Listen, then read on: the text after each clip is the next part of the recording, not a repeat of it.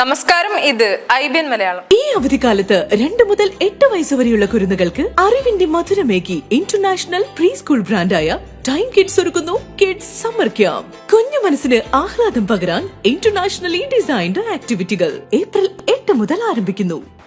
തങ്ങൾ ഔറംഗസേബിന്റെ പിൻഗാമികളല്ല എന്ന് വിശ്വസിക്കുന്ന ആരെയും RSSൽ സ്വാഗതം ചെയ്യുന്നുവെന്ന് മോഹൻ ഭാഗവത്.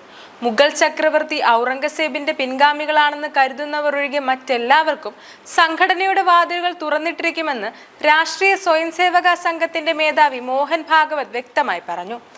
RSSൽ അംഗമാവുന്നതിനാവശ്യമായ മുൻകരുതലുകളെ കുറിച്ച് ഒരു വോളണ്ടിയർ ചോദിച്ചപ്പോഴായിരുന്നു ഭാഗവതിന്റെ പരാമർശം.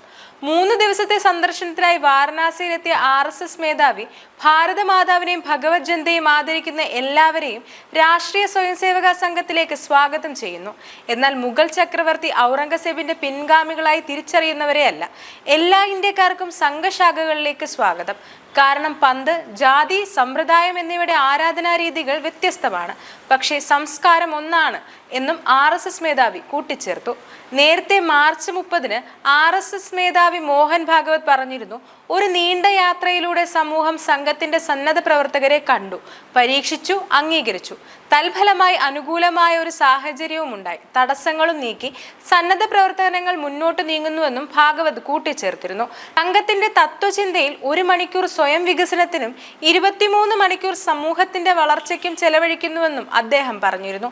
കഴിഞ്ഞ ആഴ്ച നാഗ്പൂരിൽ നടന്ന ഒരു പരിപാടിയിൽ വിദേശ ആക്രമണങ്ങളോട് യുദ്ധത്തിൽ തോൽക്കുന്ന പാരമ്പര്യം മഹാനായ അലക്സാണ്ടറുടെ കാലം മുതൽ നിലനിന്നെന്നും ഇസ്ലാം മതം പ്രചരിപ്പിക്കുന്നതിന്റെ മറവിൽ വലിയ ആക്രമണങ്ങൾ അദ്ദേഹം തുടർന്നുവെന്നും Bhagwat വിശദീകരിച്ചിരുന്നു.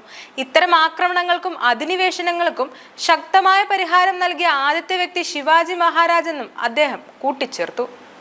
News desk IBN Malayalam.